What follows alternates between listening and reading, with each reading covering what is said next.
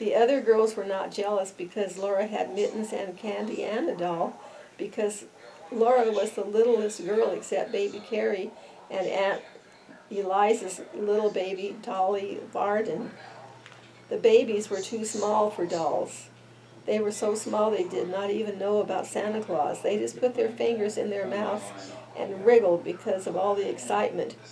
Laura sat down on the edge of the bed and held her doll. She loved her red mittens and she loved the candy, but she loved her doll best of all. She named her Charlotte. Then they all looked at each other's mittens and tried on their own, and Peter bit a large piece out of his stick of candy, but Alice and Ella and Mary and Laura licked theirs to make it last longer. Well, well, Uncle Peter said, isn't there even one stocking with nothing but a switch in it? My, have you all been such good children? But they didn't believe that Santa Claus could really have given any of them nothing but a switch. That happened to some children, but it couldn't happen to them. It was so hard to be good all the time, every day, for a whole year. You mustn't tease the children, Peter, Aunt Eliza said. Ma said, Laura, aren't you going to let the other girls hold your doll? She meant little girls must not be so selfish. So Laura let Mary take the beautiful doll, and then Alice held her a minute, and then Ella. They smoothed the pretty dress and admired the red flannel stockings and the gaiters and the curly woolen hair, but Laura was glad when at last Charlotte was safe in her arms again. Pa and Uncle Peter had each a pair of new warm mittens, knit in little squares of red and white. Ma and Aunt Eliza had made them. Aunt Eliza had brought Ma a large red apple stuck full of cloves. How good it smelled, and it would not spoil, for so many cloves would keep it sound and sweet. Ma gave Aunt Eliza a little needle book she had made with bits of silk for covers and soft white flannel leaves into which to stick the needles. The flannel would keep the needles from rusting. They all admired Ma's beautiful bracket, and Aunt Eliza said that Uncle Peter had made one for her, of course with different carving. Santa Claus had not given them anything at all. Santa Claus did not give grown people presents, but that was not because they had not been good. Pa and Ma were good. It was because they were grown up, and grown people must give each other presents. Then all the presents must be laid away for a little while. Peter went out with Pa and Uncle Peter to do the chores, and Alice and Ella helped Aunt Eliza make the beds, and Laura and Mary set the table while Ma got breakfast. For breakfast there were pancakes, and Ma made a pancake man for each one of the children. Ma called each one in turn to bring her plate, and each could stand by the stove and watch, while with the spoonful of batter Ma put on the arms and the legs and the head. It was exciting to watch her turn the whole little man over quickly and carefully on a hot griddle. When it was done, she put it smoking hot on the plate. Peter ate the head off his man right away. But Alice and Ella and Mary and Laura ate theirs slowly in little bits, first the arms and legs and then the middle, saving the head for the last. Today the weather was so cold that they could not play outdoors, but there were the new mittens to admire and the candy to lick. And they all sat on the floor together and looked at the pictures in the Bible and the pictures of all kinds of animals and birds in Pa's big green book. Laura kept Charlotte in her arms the whole time. Then there was the Christmas dinner. Alice and Ella and Peter and Mary and Laura did not say a word at table, for they knew that children should be seen and not heard. But they did not need to ask for second helpings. Ma and Aunt Eliza kept their plates full and let them eat all the good things they could hold. Christmas comes but once a year, said Aunt Eliza. Dinner was early because Aunt Eliza, Uncle Peter, and the cousins had such a long way to go. Best the horses can do, Uncle Peter said. We'll hardly make it home before dark. So as soon as they had eaten dinner, Uncle Peter and Pa went to put the horses to the sled, while Ma and Aunt Eliza wrapped up the cousins. Boy, she sure is bundled up, isn't she? Yeah, she is. Must have on more than one coat. Looks like it. They pulled heavy woolen stockings over the woolen stockings and the shoes they were already wearing. They put on mittens and coats and warm hoods and shawls and wrapped mufflers around their necks and thick wooden veils over their faces. Ma slipped piping hot baked potatoes into their pockets to keep their fingers warm, and Aunt Eliza's flat irons were hot on the stove, ready to put at their feet in the sled. The blankets and the quilts and the buffalo robes were warmed too. So they all got into the big bobsled, cozy and warm, and Pa tucked the last robe well in around them. Goodbye, goodbye, they called, and off they went, the horses trotting gaily and the sleigh bells ringing. In just a little while the merry sound of the bells was gone, and Christmas was over. But what a happy Christmas it had been. Sundays. Now the winter seemed long. Laura and Mary began to be tired of staying always in the house. Especially on Sundays, the time went so slowly. Every Sunday, Mary and Laura were dressed from the skin out in their best clothes, with fresh ribbons in their hair. They were very clean because they had their baths on Saturday night. In the summer, they were bathed in water from the spring, but in the wintertime, Pa filled and heaped the wash tub with clean snow, and on the cook stove it melted to water.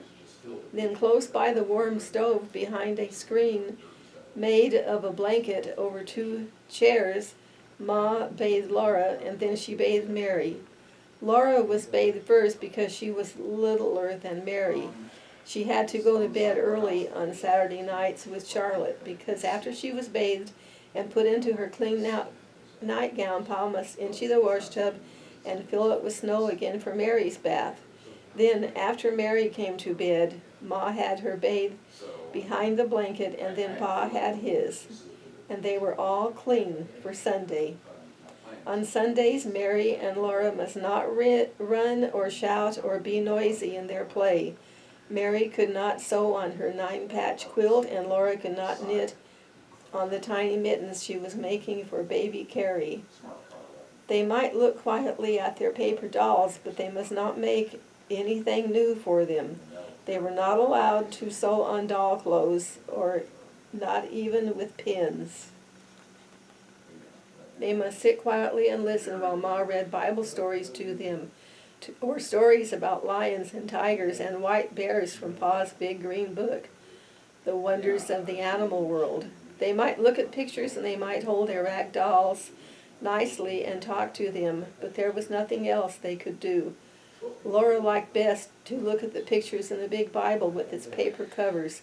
Best of all was the picture of Adam naming the animals. Adam sat on a rock, and all the animals and birds, big and little, were gathered around him, anxiously waiting to be told what kind of animals they were. Adam looked so comfortable. He did not have to be careful to keep his clothes clean because he had no clothes on. He wore only a skin around his middle. Did Adam have good clothes to wear on Sundays? Laura asked Ma. No, Ma said. Poor Adam, all he had to wear was skins. Laura did not pity Adam. She wished she had nothing to wear but skins. Uh-oh. What? Oh no. One Sunday after supper, she could not bear it any longer. She began to play with Jack, and in a few minutes she was running and shouting. Pa told her to sit in her chair and be quiet, but when Laura sat down, she began to cry and kick the chair with her heels. I hate Sunday, she said. Pa put down his book. Laura, he said sternly, come here. Her feet dragged as she went because she knew she deserved a spanking. But when she reached Pa, he looked at her sorrowfully for a moment, and then took her on his knee and cuddled her against him. He held out his other arm to Mary and said, I'm going to tell you a story about when Grandpa was a boy. The story of Grandpa's sled and the pig. When your grandpa was a boy, Laura, Sunday did not begin on Sunday morning as it does now. It began at sundown on Saturday night. Then everyone stopped every kind of work or play. Supper was solemn. After supper, Grandpa's father read aloud a chapter of the Bible, while everyone sat straight and still in his chair. Then they all knelt down, and their father said a long prayer. When he said, "Amen," they got up from their knees, and each took a candle and went to bed. They must go straight to bed with no playing, laughing, or even talking. Sunday morning they ate a cold breakfast because nothing could be cooked on Sunday. Then they all dressed in their best clothes and walked to church. They walked because hitching up the horses was work, and no work could be done on Sunday. They must walk slowly and solemnly, looking straight ahead. They must not joke or laugh or even smile. Grandpa and his two brothers walked ahead, and their father and mother walked behind them. In church, Grandpa and his brothers must sit perfectly still for 2 long hours and listen to the sermon. Boy, 2 hours. They dared not fidget on the hard bench. They dared not swing their feet. They dared not turn their heads to look at the windows or the walls or the ceiling of the church. They must sit perfectly motionless and never for one instant take their eyes from the preacher. When church was over, they walked slowly home. They might talk on the way, but they must not talk loudly, and they must never laugh or smile. At home they ate a cold dinner which had been cooked the day before. Then all the long afternoon they must sit in a row on a bench and study their catechism until at last the sun went down and Sunday was over. That word You taught me that word. made Tell me how to me spell it. made me miss the spelling tournament in high Is that school. why you taught me how to spell that? Mm-hmm. Taught. CATECHISM. That's right. Yep, you taught me that word. And I taught it to your cousins.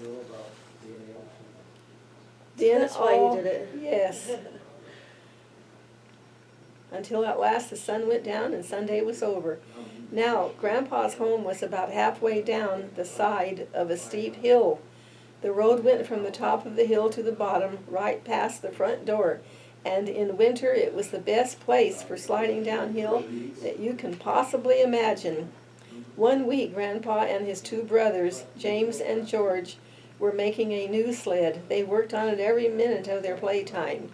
It was the best sled they had ever made, and it was so long that all three of them could sit on it, one behind the other. They planned to finish it in time to slide downhill Saturday afternoon. But every Saturday afternoon they had 2 or 3 hours to play. But that week their father was cutting down trees in the big woods. He was working hard, and he kept the boys working with him. They did all the morning chores by lantern light and were hard at work in the woods when the sun came up. They worked till dark, and then there were the chores to do, and after supper they had to go to bed so they could get up early in the morning. They had no time to work on the sled until Saturday afternoon. Then they worked at it just as fast as they could, but they didn't get it finished till just as the sun went down Saturday night. After the sun went down, they could not slide downhill, not even once. They would be breaking the Sabbath, so they put the sled in the shed behind the house to wait until Sunday was over. All the 2 long hours in church next day, while they kept their feet still and their eyes on the preacher, they were thinking about the sled. At home, while they ate dinner, they couldn't think of anything else. After dinner, their father sat down to read the Bible, and Grandpa and James and George sat as still as mice on their bench with their catechism. But they were thinking about the sled. The sun shone brightly, and the snow was smooth and glittering on the road. They could see it through the window. It was a perfect day for sliding downhill. They looked at their catechism, and they thought about the new sled, and it seemed that Sunday would never end. After a long time, they heard a snore. They looked at their father, and they saw that his head had fallen against the back of his chair and he was fast asleep. Then James looked at George, Uh-oh. and James got up from the bench and tiptoed out of the room through the back door. What are they doing there? They're sneaking out. Yeah, but why are they stepping on that thing? Another sled? Oh, it's a bench, isn't it? It's Oh yeah, that's the bench they were sitting on. Got up from the bench and tiptoed out of the room through the back door. George looked at Grandpa, and George tiptoed after James, and Grandpa looked fearfully at their father. But on tiptoe he followed George and left their father snoring. They took their new sled and went quietly up to the top of the hill. They meant to slide down just once. Then they would put the sled away and slip back to their bench and the catechism before their father woke up. James sat in front on the sled, then George, and then Grandpa because he was the littlest. The sled started at first slowly, then faster and faster. It was running, flying down the long, steep hill, but the boys dared not shout. They must slide silently past the house without waking their father. There was no sound except the little whir of the runners on the snow and the wind rushing past.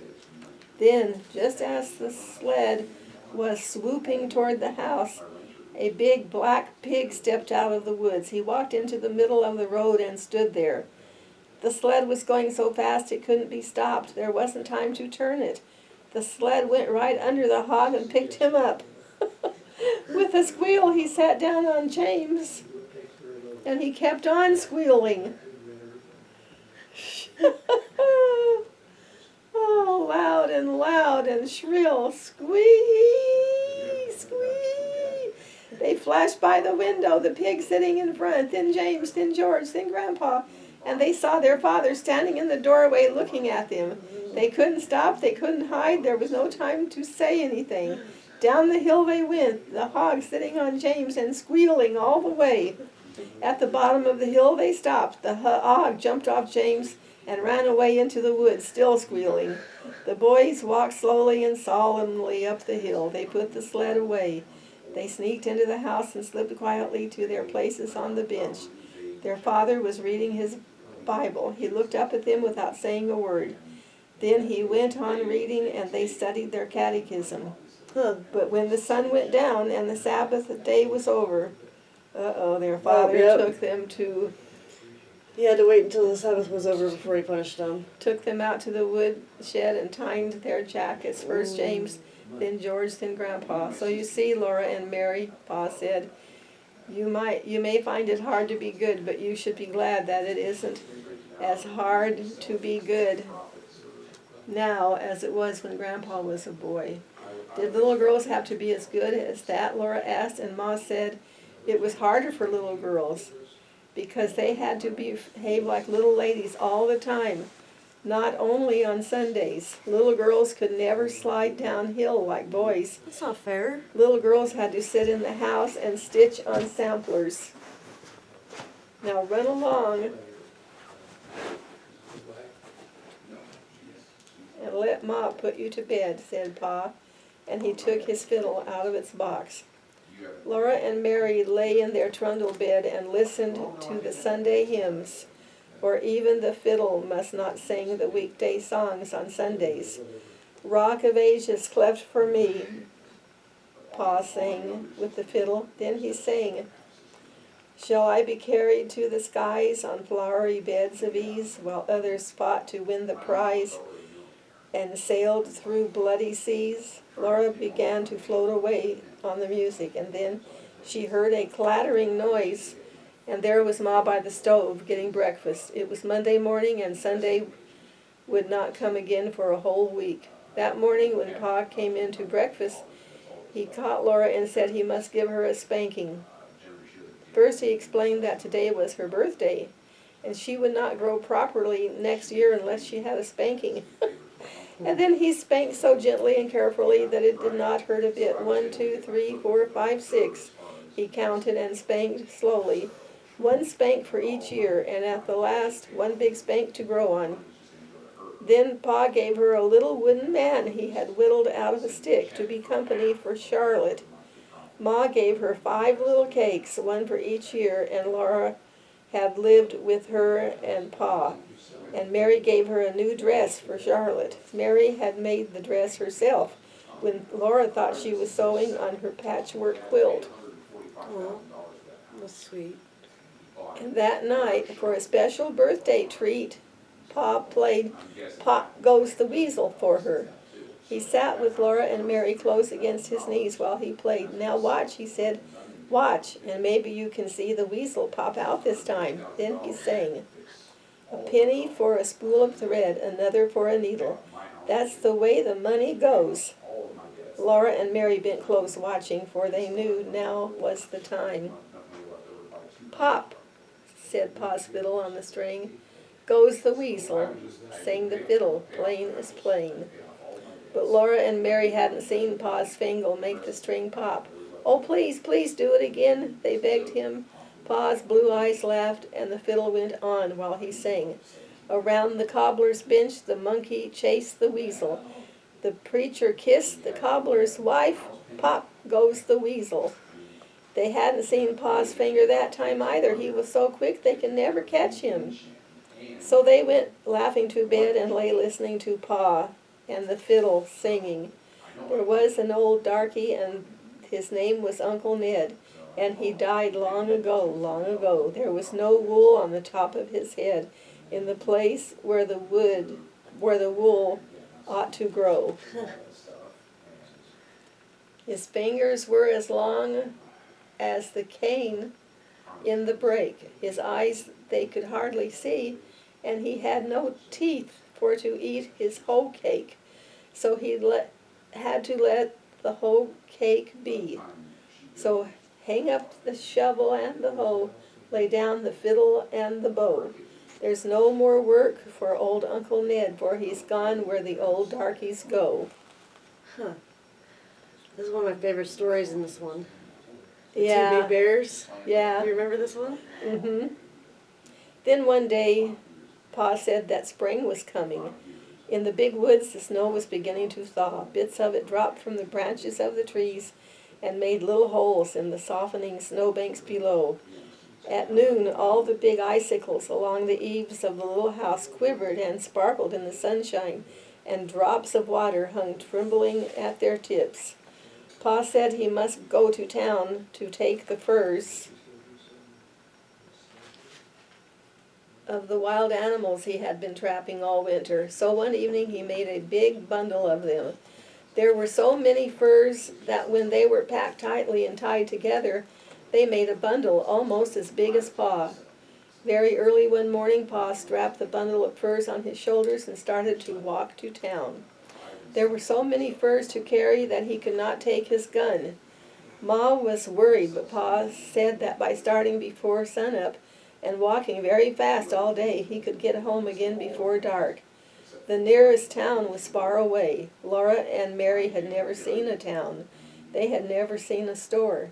They had never even seen 2 houses standing together, but they knew that in a town there were many houses and a store full of candy and calico and other wonderful things, powder and shot and salt and store sugar. They knew that Pa would trade his furs to the storekeeper for beautiful things from town, and all day they were expecting the presents he would bring them. When the sun sank low above the treetops and no more drops fell from the tips of the icicles, they began to watch eagerly for Pa. The sun sank out of sight, the woods grew dark, and he did not come. Ma started supper and set the table, but he did not come.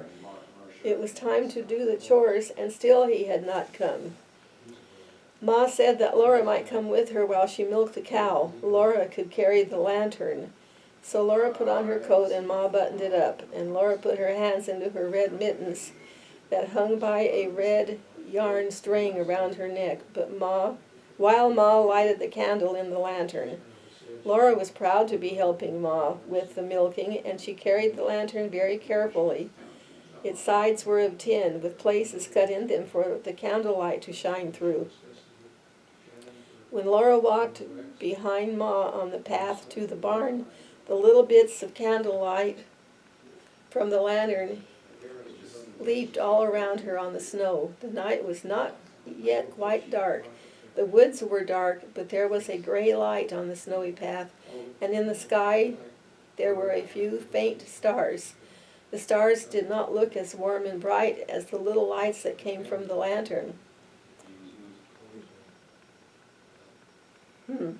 Laura was surprised to see the dark shape of Suki, the brown cow, standing at the barnyard gate. Ma was surprised too.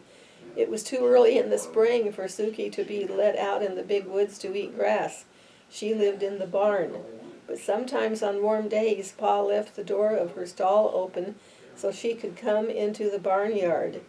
Now Ma and Laura saw her behind the bars waiting for them. Ma went up to the gate and pushed against it to open it, but it did not open very far because there was Suki standing against it. Ma said, "Suki, get over." She reached across the gate and slapped Suki's shoulder. Just then, one of the dancing little bits of light from the lantern jumped between the bars of the gate, and Laura saw long, shaggy black fur and two little glittering eyes. Suki had thin, short, brown fur. Suki had large, gentle eyes. Ma said, "Laura, walk back to the house." So Laura turned around and began to walk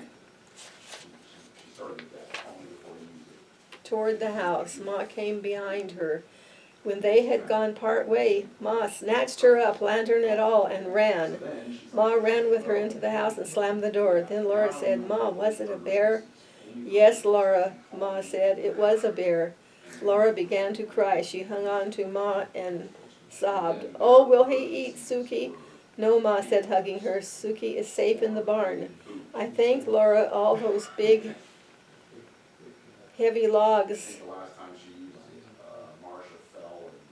in the barn walls, and the door is heavy and solid, made to keep bears out. No, the bear cannot get in and eat Suki. Laura felt better then. "But he could have hurt us, couldn't he?" she asked. "He didn't hurt us," Ma said. "You were a good girl, Laura, to do exactly as I told you, and to do it quickly without asking why." Ma was trembling, and she began to laugh a little. "To think," she said, "I've slapped a bear." Then she put supper on the table for Laura and Mary. Pa had not come yet. He didn't come. Laura and Mary were undressed, and they said their prayers and snuggled into the trundle bed. Ma sat by the lamp, mending one of Pa's shirts. The house seemed cold and still and strange without Pa.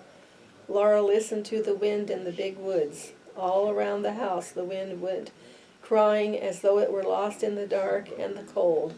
The wind sounded frightened. Ma finished mending the shirt. Laura saw her fold it away slowly and carefully. She smoothed it with her hand. Then she did a thing she had never done before. She went to the door and pulled the leather latch string through its hole in the door so that nobody could get in from outside unless she lifted the latch. She came and took Carrie, all limp and sleeping, out of the big bed. She saw that Laura and Mary were still awake, and she said to them, "Go to sleep, girls. Everything is all right. Pa will be here in the morning." Then she went back to her rocking chair and sat there rocking gently and holding baby Carrie in her arms. She was sitting up late waiting for Pa, and Laura and Mary meant to stay awake too till Pa came. But at last they went to sleep. In the morning Pa was there. He had brought candy for Laura and Mary and 2 pieces of pretty calico to make them each a dress. Mary's was a china blue pattern on a white ground, and Laura's was dark red with little gold and brown dots on it. Ma had calico for a dress too. It was brown with a big feathery white pattern all over it. They were all happy because Pa had got such good prices for his furs that he could afford to get them such beautiful presents. The tracks of the big bear were all around the barn, and there were marks of his claws on the walls, but Suki and the horses were safe inside. All that day the sun shone, the snow melted, and little streams of water ran from the icicles, which all the time grew thinner. Before the sun set that night, the bear tracks were only shapeless marks in the wet, soft snow. After supper, Pa took Laura and Mary on his knees and said he had a new story to tell them. The story of Pa and the bear in the way. When I went to town yesterday with the furs, I found it hard walking in the soft snow. It took me a long time to get to town, and other men with furs had come in earlier to do their trading. The storekeeper was busy, and I had to wait until he could look at my furs. Then we had to bargain about the price of each one, and then I had to pick out the things I wanted to take in trade. I had to pass that bear to get home. I thought that if I could scare him, he might get out of the road and let me go by, so I took a deep breath. And suddenly I shouted with all my might and ran at him, waving my arms. He didn't move. I did not run very far toward him, I tell you. I stopped and looked at him, and he stood looking at me. Then I shouted again. There he stood. I kept on shouting and waving my arms, but he did not budge. Well, it would do me no good to run away. There were other bears in the woods. I might meet one any time. I might as well deal with this one as with another. Besides, I was coming home to Ma and you girls. I would never get here if I ran away from everything in the woods that scared me. So at last I looked around and I got a good big club, a solid, heavy branch that had been broken from a tree by the weight of snow in the winter. I lifted it up in my hands and I ran straight at that bear. I swung my club as hard as I could and brought it down bang on his head. And there he still stood, for he was nothing but a big, black, burned stump. I had passed it on my way to town that morning. It wasn't a bear at all. I only thought it was a bear because I had been thinking all the time about bears and being afraid of seeing one. It really wasn't a bear at all? Mary asked. No, Mary, it wasn't a bear at all. There I had been yelling and dancing and waving my arms, all by myself in the big woods, trying to scare a stump. Laura said, ours was really a bear, but we were not scared because we thought it was Suki. Pa did not say anything, but he hugged her tighter. Oh, that bear might have eaten Ma and me all up, Laura said, snuggling closer to him. But Ma walked right up to him and slapped him, and he didn't do anything at all. Why didn't he do anything? I guess he was too surprised to do anything, Laura, Pa said. I guess he was afraid with the lantern when the lantern shone in his eyes, and when Ma walked up to him and slapped him, he knew she wasn't afraid. Well, you were brave too, Laura said. Even if it was only a stump, you thought it was a bear. You'd have hit him on the head with the club if he had been a bear, wouldn't you, Pa? Yes, said Pa, I would. You see, I had to. Then Ma said it was bedtime. She helped Laura and Mary undress and button up their red flannel nightgowns. They knelt down by the trundle bed and said their prayers.